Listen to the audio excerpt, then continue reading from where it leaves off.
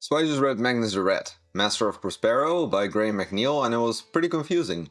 The book takes place on a planet called Morningstar. The planet is being torn asunder by geomagnetic storms, and therefore the Iron Warriors and the Thousand Sons team up to evacuate the civilians.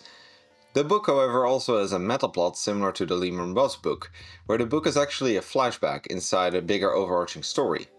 For starters, I really like the dynamic between the Iron Warriors and the Thousand Sons, and this holds true for both the Primarchs and the members. Rather than the animosity we saw in the Lehman Russ book, we now get two legions that actually get along quite well. My favorite thing in the novel is probably the developing friendship between Forex of the Fourth and Araman of the Thousand Sons. Not only is it kinda cute to see the Marines from two different legions get along for a change, their discussions tell us a lot about the Thousand Sons and the Iron Warriors, especially their differences really come to light here. Sadly, there's one thing that often ruined these scenes, and that's the foreshadowing, or rather the shitty way it was handled here. For starters, we get multiple prophetic visions from the Thousand Sons that almost outright state what happens in the Horus Heresy books. But those aside, the more problematic ones were the subtle ones. So we get Perturabo getting pissed and smashing something, and Magnus screwing up and turning people to dust, and more. The thing with foreshadowing is that less is often more. Especially in horror stories, this principle becomes obvious when a character is acting a little off, or if they know something they shouldn't. It creates tension. But when you just state what will happen in advance, the excitement or tension gets killed instead.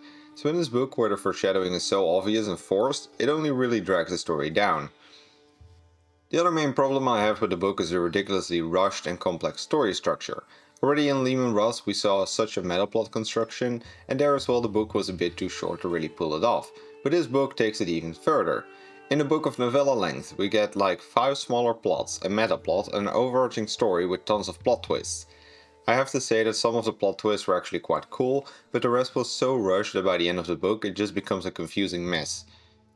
In the end, this is supposed to be a story about Magnus, and I think McNeill handled this very well. Sure, Magnus himself believes he is perfection incarnate, and the extreme foreshadowing don't really help to make this novel better either. But when you read between the lines, you get a much more cleverer image of Magnus the Red. See, throughout the novel, the Thousand Sons and especially Magnus are extreme hypocrites.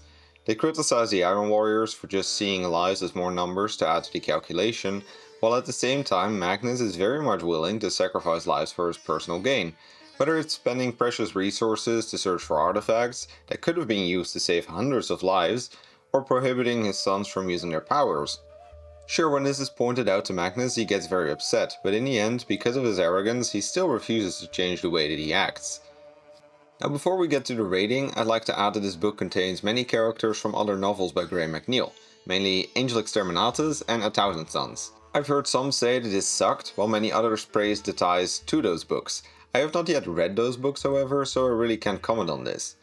All in all, I'm gonna give this novel 4 to 5 Black Library stars, but only barely. I feel like the things that this book does well get overshadowed by the rushed plot and the heavy foreshadowing. But I'll give this book the benefit of the doubt, as I have not yet read the other McNeill books that connect to this story.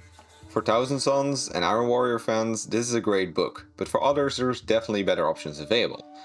Then to the tier list. With 4 stars, this book ends up between Gilliman and Russ. It's definitely much better than Gilliman, but it's also definitely worse than Russ.